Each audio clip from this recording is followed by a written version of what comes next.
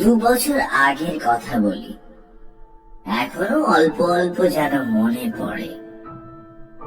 সব ভুল হয়ে যায়, কি করে এলাম এখানে। বগুলা থেকে রাস্তা চলে গেল সিঁদরানির দিকে, চলি সেই রাস্তা ধরেই। রাঁধুনি বামুনের চাকরিটুকু ছিল অনেক দিনের, আজ তা গেল। যাক, তাতে কোনো দুঃখ নেই।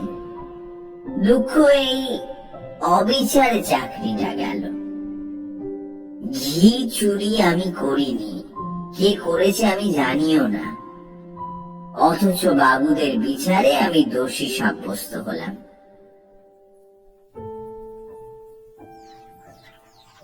শান্তিপাড়া সর্ষে বেজের ডাঙ্গা পার হতে বেলা দুপুর হয়ে গেল। খিদেও বেশ পেয়েছে। জোয়ান বয়স, হাতে সামান্য কিছু পয়সা থাকলেও খাবারের দোকান এ পর্যন্ত এসব অজপাড়া গায়ে চোখে পড়ল না। রাস্তার এক জায়গায় ভারী চমৎকার একটা পুকুর। স্নান করতে আমি চিরকালই ভালোবাসি।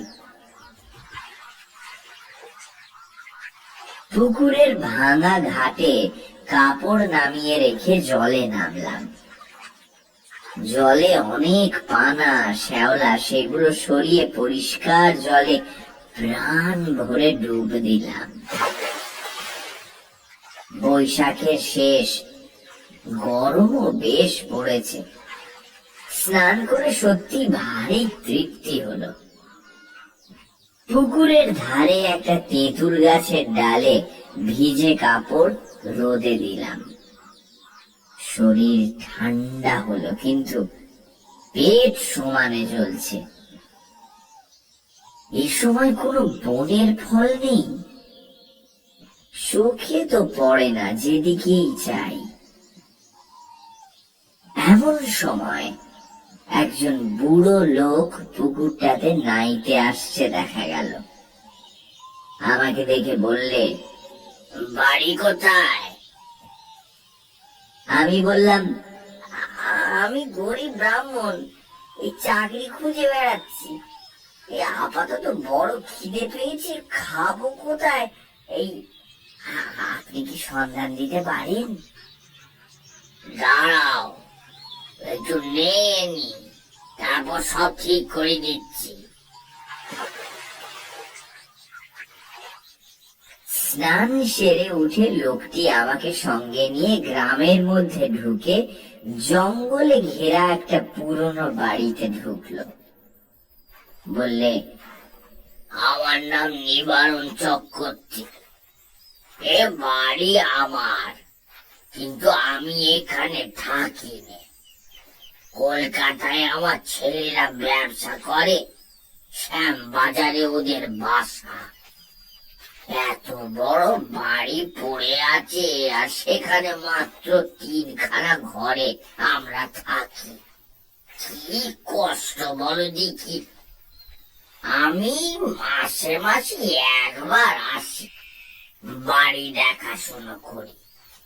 ছেলেরা ম্যালেরিয়ার ভয়ে আসতে চায় না। মস্ত বড় বাগান আছে বাড়ির পেছনে, তাতে সব রকম ফলের গাছ আছে, 12 ভূতে খায়। তুমি এখানে থাকবে? হ্যাঁ, থাকতে পারি। তা কি কাজ করতে? রাঁধুনির কাজ। যে কদিন এখানে আছি সে কদিন এখানে রাঁধো, দুজনেই খাই। খুব ভালো। আমি রাজি হয়ে যেতে লোকটা হঠাৎ যেন ভারী খুশি হলো। আমার খাওয়ার ব্যবস্থা করে দিলে তক্ষুনি। খাওয়া দাওয়ার পর আমাকে একটা পুরনো মাদুর আর একটা মোটা তাকিয়া বালিশ দিয়ে বললে, বিশ্রাম করো। পথ হেঁটে বড় ক্লান্ত হয়ে পড়েছিলাম। ঘুমিয়ে যখন উঠলাম, বেলা তখন আর নেই। রাঙা রোদ বড় বড় গাছপালার উঁচু ডালে। এরই মধ্যে বাড়ির পেছনের জঙ্গলে শেয়ালের ডাক শুরু হলো। আমি বাড়ির বাইরে গিয়ে এদিক ওদিক খানিকটা ঘুরে বেড়ালাম। যেদিকে চাই সেদিকেই পুরনো আম কাঁঠালের বন আর জঙ্গল। কোনো লোকের বাড়ি নজরে পড়ল না। জঙ্গলের মধ্যে এক জায়গায় কেবল একটা ভাঙা দেউল দেখতে পেলাম। তার মধ্যে উঁকি মেরে দেখি শুধু চামচিকের আড্ডা। ফিরে এসে দেখি বুড়ো নিবারণ চক্রবর্তী বসে তামাক খাচ্ছে। আমায় বললে, চা করতে জানো? একটু চা করো তো।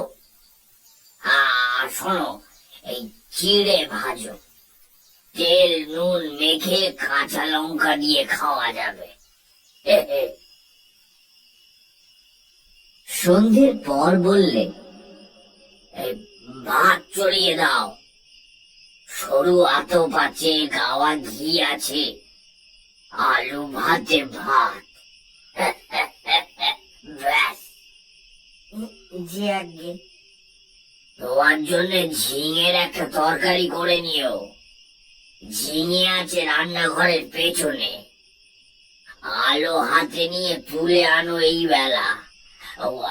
আরেকটা কথা, রান্নাঘরে সব সময় আলো জেলে রাখবে। তা তো রাখতেই হবে, অন্ধকারে কি আর রান্না করা যায়? হ্যাঁ, তাই বলছি। মস্ত বড় বাড়ি, ওপরে নিচে বোধহয় 14-15 খানা ঘর, এছাড়া টানা বারান্দা। 2-4 খানা ছাড়া অন্য সব ঘরে তালা দেওয়া। রান্নাঘরের সামনে মস্ত বড় লম্বা রোয়াক। রোয়াকের ওমুড়োয় 4-5টা নারকোল গাছ আর একটা বাতাবি লেবুর গাছ।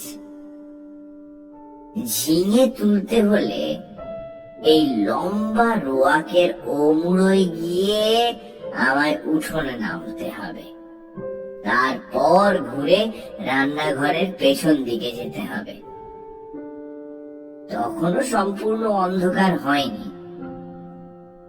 আলোর দরকার নেই ভেবে আমি এমনি শুধু হাতেই ঝিঙে তুলতে গেলাম।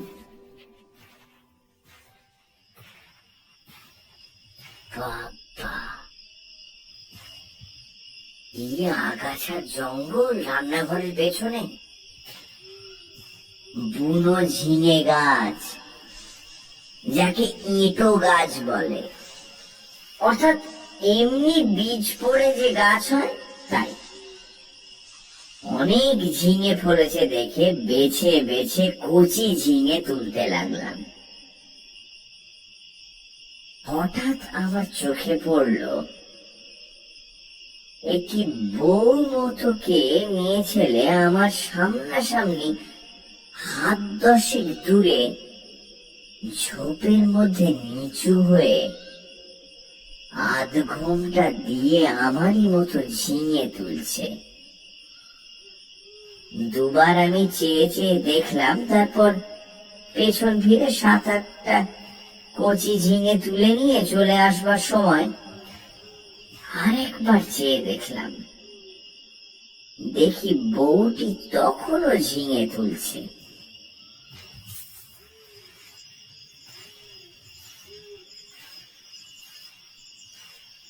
নিবারণ চক্রবর্তী বললে, ঝিঙে ফেলে?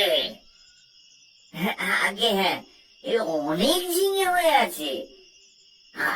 আরেকজন কে তুলছিল?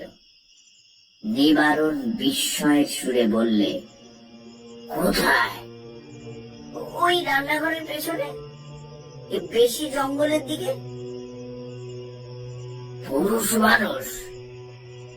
না, একটি বউ। নিবারণ চক্রবর্তীর মুখ কেমন একটা হয়ে গেল। বলল, কোথায় বউ? চলো দেখি দেখি। আমি ওকে সঙ্গে করে রান্নাঘরের পেছনে গিয়ে দেখি, কই কিছুই না। কই বউ? হ্যাঁ, ওই তো ওখানে ছিল, ওই ঝোপটার কাছে। সব চলো চলো, দিন দুপুরে বউ দেখলে অমনি। আমি একটু আশ্চর্য হলাম। যদি একজন পাড়া গাঁয়ের বউ ঝি দুটো জঙ্গলি ঝিঙে তুলতে এসেই থাকে, তবে তাতে খাপ্পা হওয়ার কি আছে ভেবে পাই না। তাছাড়া আজ না হয় উনি এখানে আছেন, কাল যখন কলকাতায় চলে যাবেন তখন বুনো ঝিঙে কে পাহারা দেবে?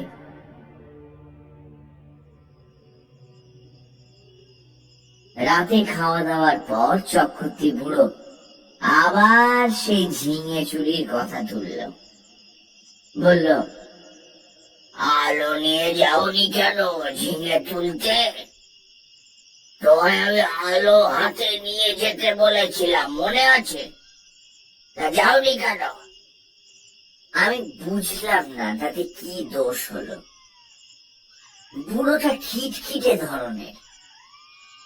বিনা আলোতে যখন সব আমি দেখতেই পাচ্ছি, এমনকি ঝিঙে চুরি করা বউকে পর্যন্ত, তখন আলো না নিয়ে গিয়ে দোষটা করেছি কি? বুড়ো বললে, না না, সন্ধ্যের পর সব সময় এই আলো কাছে রাখবে। কেন? তাই বলছি বলে।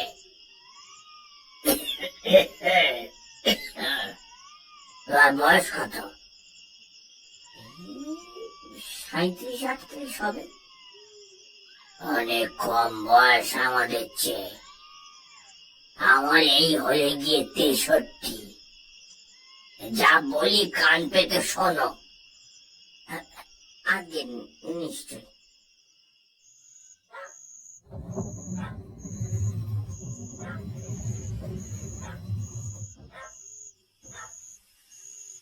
রাতে শুয়ে আছি, ওপরের ঘরে কিসের যেন ঘট ঘট শব্দ শুনে ঘুম ভেঙে গেল। জিনিসপত্র টানাটানির শব্দ। কে বা কারা যেন বাক্স বিছানা এখান থেকে ওখান নিয়ে যাচ্ছে, ভারী জিনিস সরাচ্ছে। বুড়ো কাল সকালে চলে যাবে কলকাতায়, তাই বোধহয় জিনিসপত্র গোছাচ্ছে। কিন্তু এত রাতে, বাবা, এই বাতিগ্রস্ত মানুষ রে বাবা।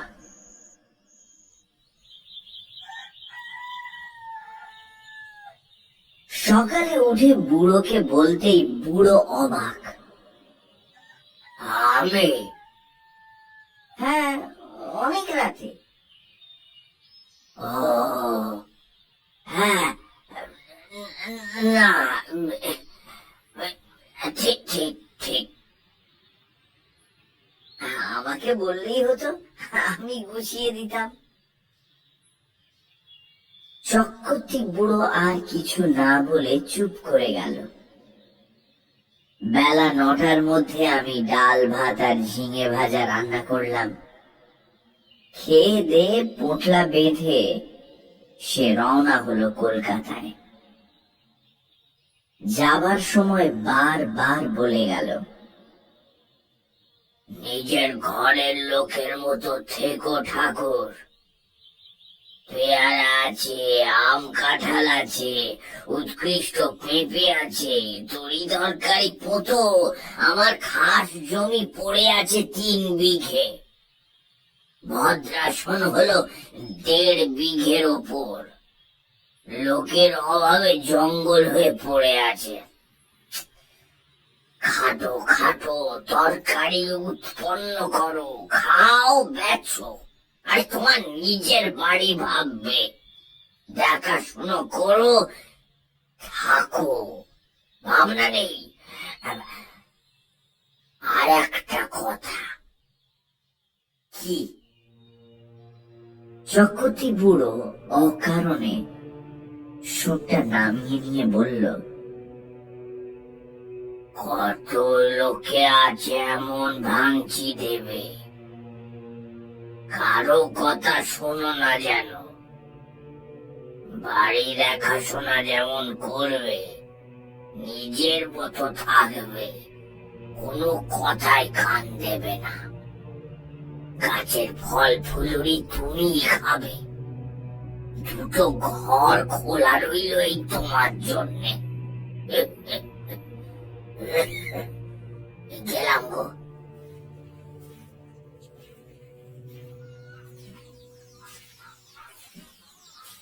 বুড়ো চলে গেল। আমাকে যেন আকাশে তুলে দিয়ে গেল। আরে এত বড় বাড়ির বড় বড় 2খানা ঘর আমার ব্যবহারের জন্য রয়েছে। তাছাড়া বারান্দা, রান্নাঘর, রোয়াক এসব তো আছেই। বাড়িতে পাতকুয়ো, জলের কষ্ট নেই। শুকনো কাঠ যথেষ্ট, কাঠেরও কষ্ট নেই। 10টা টাকা আগাম দিয়ে গিয়েছে বুড়ো। প্রায় 1/2 মণ সরু আতপ চালও আছে। গাছ ভরা আম, কাঁঠাল। এই যেন ভগবানের দান আকাশ থেকে পড়ল হঠাৎ।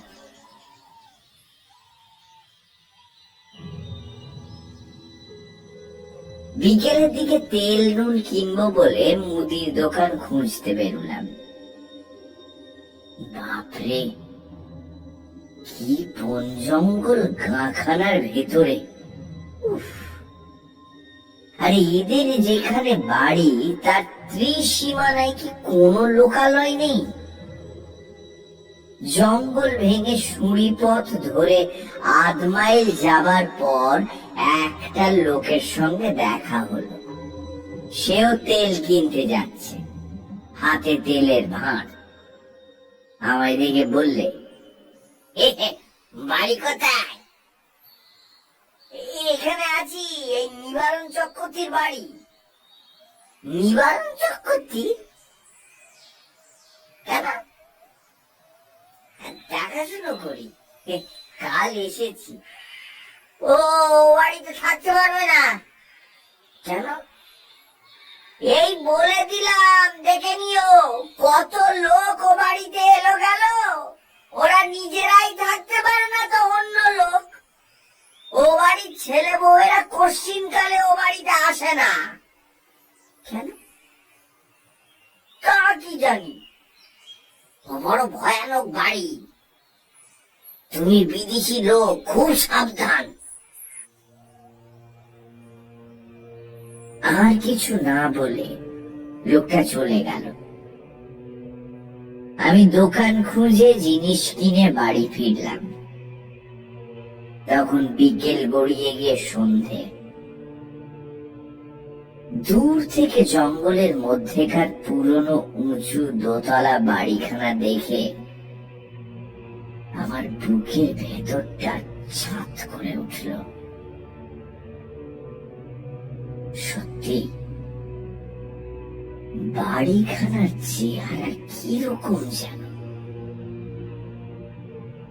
যেন একটা জীবন্ত জীব আমার মতন ছোট্ট একটা মানুষকে যেন গিলে ফেলবার জন্য হাত বাড়িয়ে এগিয়ে আসছে। আচ্ছা, এরকম চেহারা কেন? কিছু না, ওই লোকটা আমার মন খারাপ করার জন্য দায়ী। আমি যখন তেল নুন কিনতে যাই তখন আমার মনে দিব্যি ফুর্তি ছিল। হঠাৎ এমন হওয়ার কারণ হচ্ছে ওই লোকটার ভয় দেখানো কথাবার্তা। গায়ে পড়ে অত হিত করবার দরকার কি ছিল বাবু তোমার? চক্রবর্তী পুরো তো ভুলেই গিয়েছে। কত লোক কত কথা যে বলবে, কারুর কথায় কান দিও না। কিছু না, গাছপালার ফুল ফুলুরি গাঁয়ের লোক চুরি করে খায় কিনা? বাড়িতে একজন পাহারাদার বসালে লুটপাট করে খাওয়ার ব্যাঘাত হয়, সেই জন্যই ভয় দেখানো। যেমন ওই বউটি কাল সন্ধ্যেবেলা ঝিঙে চুরি করছিল। অনেক দিন এমন আরামে থাকিনি। বিনা খাটুনিতে পয়সা রোজগারের এমন সুযোগ জীবনে কখনো ঘটেনি। নিজের জন্য শুধু দুটো রান্না, মিটে গেল কাজ। সকাল সকাল রান্না সেরে নিয়ে নিচের বড় রোয়াকে বসে আপন মনে গান গাইতে লাগলাম। এত বড় বাড়ির আমি মালিক, কারো কিছু বলবার নেই আমাকে, যা খুশি করব। হঠাৎ ভয়ানক আশ্চর্য হয়ে গেলাম। দোতলার নালির মুখ দিয়ে পড়তে লাগলো জল। যেমন ওপরের বারান্দাতে কেউ হাত পা ধুলে জল পড়ে, বেশ মোটা ধারায় জল পড়তে লাগলো। তখনই আমি উঠে রোয়াকের ধারে দাঁড়িয়ে দোতলার বারান্দার দিকে চেয়ে দেখলাম, তখনও জল পড়ছে সমানে মোটা ধারায়। ওপরের সিঁড়ির দরজায় তালা দেওয়া, চাবি চক্রবর্তী মশাই নিয়ে গিয়েছেন, সুতরাং দোতলায় যাওয়ার তো কোনো উপায় আমার জানা নেই। তাহলে এই জল কোথা থেকে পড়ছে? মিনিট 10 পড়ার পর জলের ধারা বন্ধ হয়ে গেল। আমার মনে হলো চক্রবর্তী মশাই বোধহয় কোনো কলসি বা ঘড়াতে জল রেখে দিয়েছিলেন ওপরের বারান্দাতে। সেই কলসি কোনো একভাবে উল্টে পড়ে গিয়ে থাকবে। নিশ্চয়ই তাই, তাছাড়া জল আসবে কোথা থেকে? একটু পরে গিয়ে শুয়ে পড়লাম। আলো নিভিয়ে শুয়ে পড়বার সঙ্গে সঙ্গে আমার চোখে ঘুম জড়িয়ে এলো। অনেক রাতে একবার ঘুম ভেঙে গেল। জানলা দিয়ে সুন্দর জ্যোৎস্না এসে পড়েছে বিছানায়। কি একটা ফুলের গন্ধ পাচ্ছি, বেশ সুবাস কিন্তু ফুলের। কি ফুল?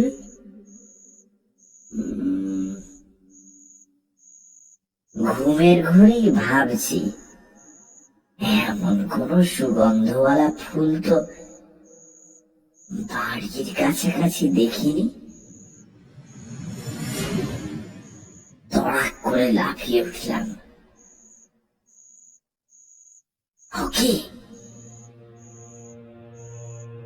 জানলার সামনে দিয়ে একটি বউ চলে গেল রোয়াক বেয়ে। হ্যাঁ হ্যাঁ, স্পষ্ট দেখেছি, ভুল হবার নয়। তক্ষুনি উঠে দরজা খুলে রোয়াকে গিয়ে দাঁড়ালাম। রোয়াকে দাঁড়াতে দুটো জিনিস আমার কাছে স্পষ্ট হলো। প্রথম, সেই ফুলের সুবাসটা রোয়াকে অনেকখানি ঘন।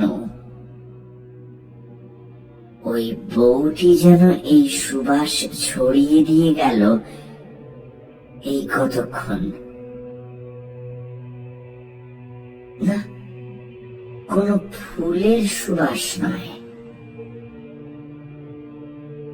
তাহলে এটা কিসের সুবাস? কিছুতেই মাথায় আসছে না। কেমন একরকম যেন লাগছে,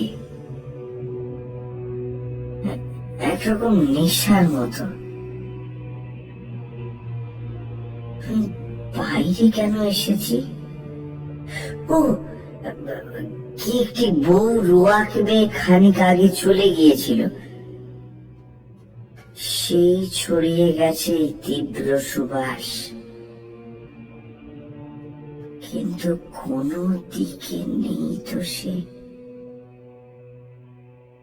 গেল কোথায়? সেই রাতে সেই পর্যন্ত। কতক্ষণ পরে ঘরে এসে শুয়ে ঘুমিয়ে পড়লাম।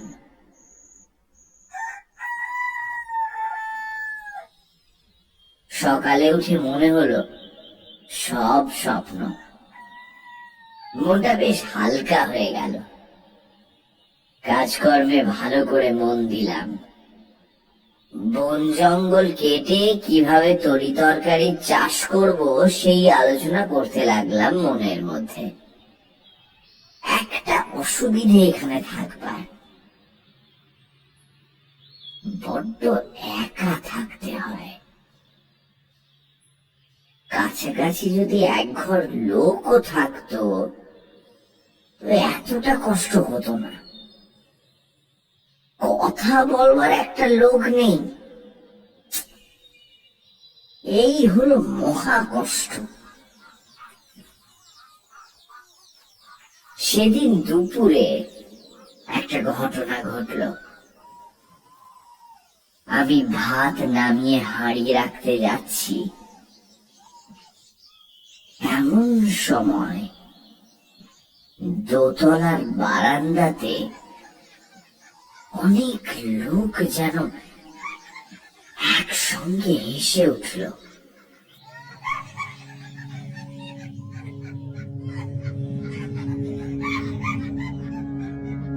সে কি ভীষণ অট্টহাসি! আমার গা যেন দোল দিয়ে উঠল সেই হাসি শুনে। খিলখিল করে হাসি নয়, একেবারে খল খল করে হাসি। আকাশ বাতাস থমথমিয়ে উঠল সে হাসির শব্দে। হাত ফেলে রেখে দৌড়ে গেলাম। রোয়াকে গিয়ে উপরের দিকে দেখি কিছুই না। নিচের জানলা যেমন বন্ধ, উপরের ঘরের সারবন্দি জানলা তেমনই বন্ধ। হাসির লহর তখন থেমে সমস্তটা নিশ্চুপ হয়ে গেছে। ব্যাপার কি? কোন বদমাইশ লোকের দল উপরে আড্ডা বেঁধেছে নাকি? উপরের সিঁড়ির মুখে গিয়ে দেখি দরজায় কিন্তু তেমনই তালা ঝুলছে। আমার ভয় হয়নি, কেননা দিনের বেলা চারিদিক সূর্যের আলো। এই সময়ে মনের মধ্যে কোনো ভূতের সংস্কার থাকে না। এই হাসি যদি আমি রাতে শুনতাম তবে বোধহয় ভয়ে অজ্ঞান হয়ে যেতাম। চাবি দিয়ে দাঁত খুলতে হতো। রান্নাঘরে ফিরে এসে ভাতের ফ্যান গেলে ঝিঙের তরকারি চাপিয়ে দিই। প্রচুর ঝিঙে জঙ্গলে ফলেছে, যত ইচ্ছে তুলে নিয়ে খাও। আমারই বাড়ি, আমারই ঝিঙে লতা। মালিক হওয়ার যে একটা মাদকতা আছে তা কাল থেকে বুঝছি। আমার মতো গরিব বাবুনের জীবনে এমন জিনিস এই প্রথম। কান পেতে রইলাম ওপরের ঘরের কোনো শব্দ আসে কিনা শুনতে। ছুঁচ পড়বার শব্দও পেলাম না। খেয়ে দিয়ে নিজের মনে বিছানায় গিয়ে শুয়ে ঘুমিয়ে পড়েছি। ঘুমের ঘোরে শুনছি ঘরের মধ্যে অনেক লোক কথাবার্তা বলছে, হাসছে। ঘুমের মধ্যেও আমি ওদের কথাবার্তা যেন শুনছি। যেমন কোনো বিয়ে বাড়িতে ঘর ভর্তি লোকের মধ্যে ঘুমিয়ে পড়লে লোকজনের গলার শব্দ ঘুমের মধ্যে পাওয়া যায়। হয়তো সবটাই আমার মনের ভুল। মনের সেই যে ভাব হয়েছিল হাসি শুনে, এটা হয়তো তারই ফল।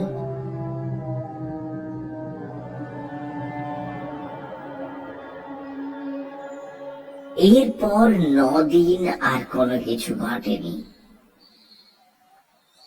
মানুষের মনের অভ্যেস অপ্রীতিকর জিনিসগুলো তাড়াতাড়ি দিব্যি ভুলে যেতে চায়, পারেও ভুলে যেতে। আমি নিজের মনকে বোঝালাম ওসব কিছু না। কি শুনতে কি শুনেছি, বউ দেখা চোখের ভুল, হাসি শোনাও কানের ভুল, ভুল ভুল সব ভুল। এই 9 দিনে আমার শরীর বেশ সেরে উঠল। খাই দাই আর শুধু ঘুমোই, কাজকর্ম তো কিছুই নেই। কেমন একরকমের কুড়েমি পেয়ে বসেছে আমাকে। আমি সাধারণত খুব খাটিয়ে লোক, শুয়ে বসে থাকতে একদম ভালোবাসি না। কিন্তু অনেক দিন ধরে অতিরিক্ত খাটুনির ফলে কেমন একরকমের অবসাদ এসে গেছে। শুধুই আরাম করতে চাই।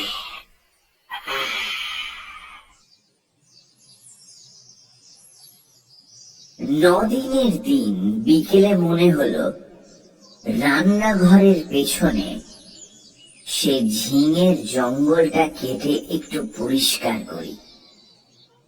ঝিঙের লতাগুলো বাঁচিয়ে অবশ্য। ওখানে ঝালের চারা পুঁতব। আর একটা চাল কুমড়োর এঁটো লতা হয়েছে এই জঙ্গলের মধ্যে, সেটা বাঁশের কঞ্চি দিয়ে রান্নাঘরের ছাদে উঠিয়ে দেব। এ বাড়িতে কাজ করে সুখ আছে, কেননা দা, কোদাল, কাস্তে, নিড়েন, শাবল, কুড়ুল সব সব মজুদ আছে। ঘরের কোণে একটা হাত করাত পর্যন্ত। অল্প কিছুক্ষণ মাত্র কাজ করেছি, আধ ঘন্টাও হবে না। হঠাৎ দেখি সেই বউটি আবার ঝিঙে তুলতে এসেছে। নিচু হয়ে ঝোপের মধ্যে ঝিঙে তুলছে। সঙ্গে সঙ্গে দোতলার ঘরগুলোর মধ্যে এক মহা কলরব শুরু হলো। অনেকগুলো লোক, আন্দাজ জনা 50 একসঙ্গে যেন হই হই করে উঠল। সব দরজা জানলা যেন একটা ঝড়ের ঝাপটা লেগে একসঙ্গে খুলে গেল। বন কাটা ফেলে আমি উপর দিকে চেয়ে দেখলাম, সামনের রোয়াকে এসে দাঁড়ালাম। কই, একটা দরজা জানলার কপাটও তো খোলেনি দোতলা। যেমন ছিল তেমনি আছে। ব্যাপার কি? এই বাড়িটার মৃগী রোগ আছে নাকি? মাঝে মাঝে এমন বিকট চিৎকার ওঠে কেন? এবার তো ভুল হবার কোনো কথা নয়। সম্পূর্ণ সুস্থ মনে কাজ করতে করতে এই চিৎকার আমি শুনেছি, এই মাত্র শুনেছি। এখন আমার চারিদিক নিঃশব্দ, কোনো দিকে কোনো শব্দ নেই। সেই বউটি আবার ঝিঙে তুলতে এসেছে এই গোলমালের মধ্যে। দৌড়ে গেলাম রান্নাঘরের পেছনে, সেখানেও কেউ নেই।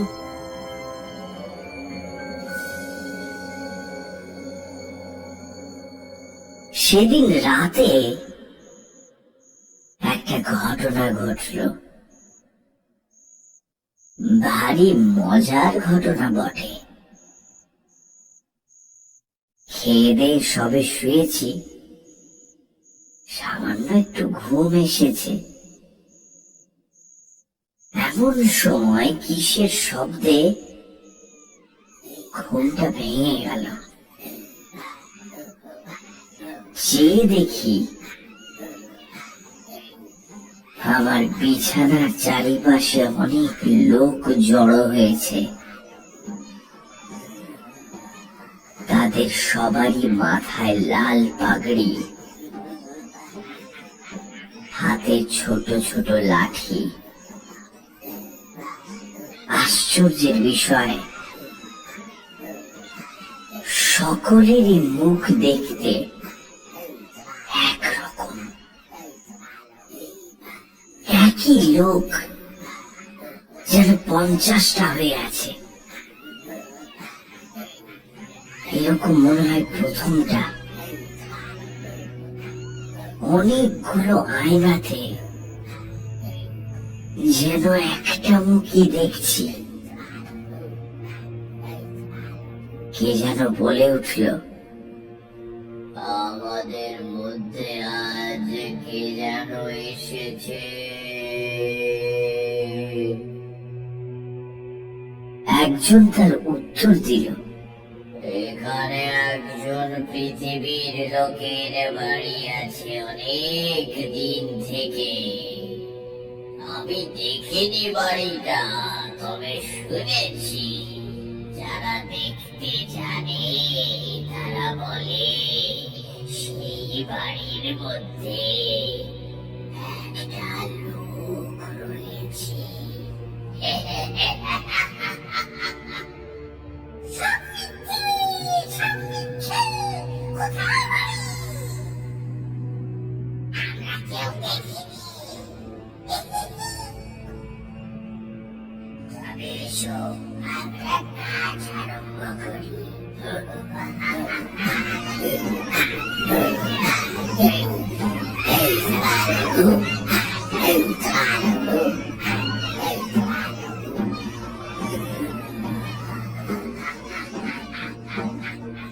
বাপরে বাপ, কোথায় বলে ভূতের নৃত্য! এইবার সচক্ষে দেখলাম। সে কি কতগুলো লোক একসঙ্গে লাঠি বাজিয়ে তাণ্ডব নৃত্য শুরু করে দিল। আমার শরীরের মধ্যে দিয়ে কতবার যে এলো গেল, তার সঙ্গে সঙ্গে বিকট চিৎকার আর হল্লা। আমার বিছানার বা আমার কোনো অংশ তারা স্পর্শ করলো না। আমি যে সেখানে আছি তাও যেন তারা জানে না। ওদের হুঙ্কার আর ভৈরব নৃত্যে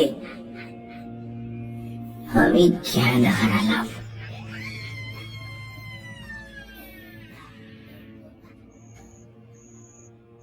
যখন জ্ঞান হলো তখন শেষ রাতের জ্যোৎস্না খোলা জানলা দিয়ে এসে বিছানায় পড়েছে। সেই ফুলের মিষ্টি গন্ধ ঘরের ঠান্ডা বাতাসে।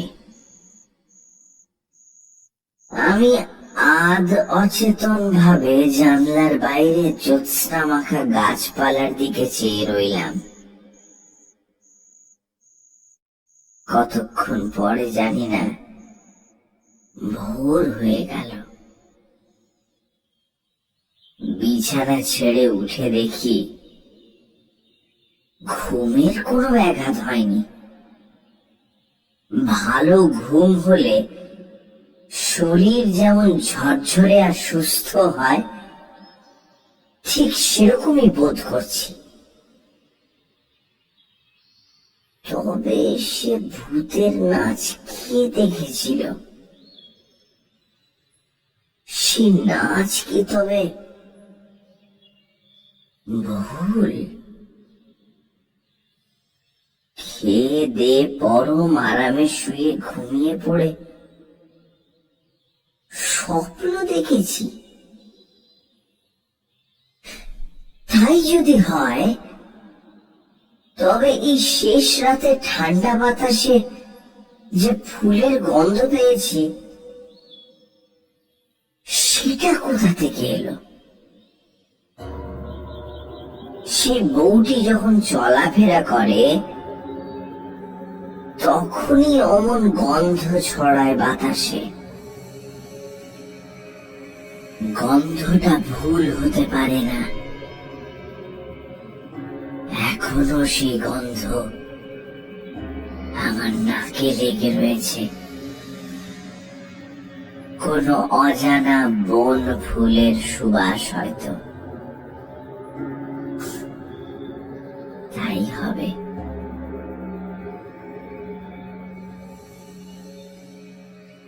তেল কিনতে গিয়েছি দোকানে। দোকানি বললে, কিরকম আছো?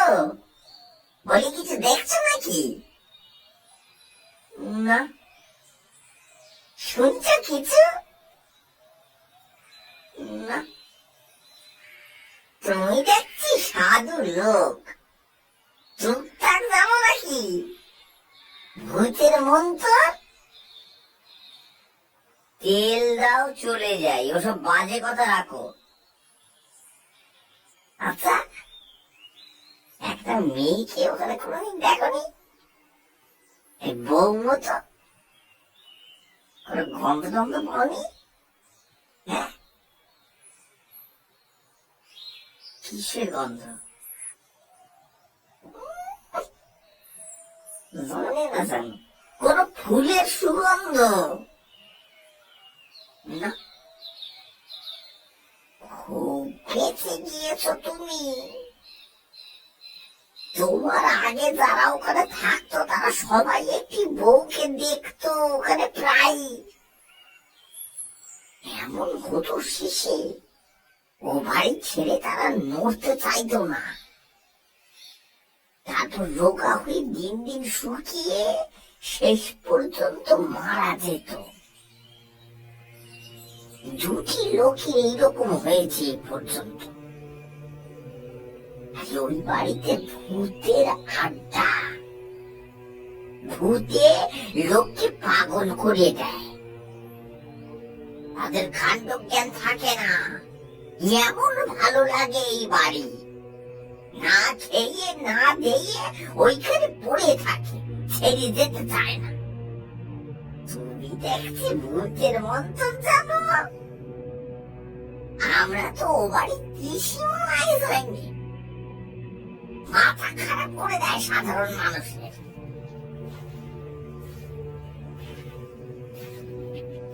তেল নিয়ে চলে এলাম, ভাবতে ভাবতে এলাম মাথা খারাপ হওয়ার সূত্রপাত আমারও হলো নাকি। বাড়ির সীমানায় পা না দিতেই আমারও মনে হলো, না, ধুৎ, ও সব ভুল। পরম সুখে আছি, এসব ছেড়ে কোথায় যাব? বেশ আছি, খাসা আছি, তোফা আছি। সেই থেকে আজ 2 বছর পড়ে আছি এই বাড়িতে। চক্রবর্তী মশাই মাইনে টাইনে কিছুই দেয় না, তাতে আমারও কিছু আসে যায় না। বাড়ি দেখাশোনা করি, বেগুন কলা বেচি, দিন রাত ওদের নৃত্য দেখি, ওদের মধ্যেই বাস করি। এক পাও যায়নি এই বাড়ি ছেড়ে।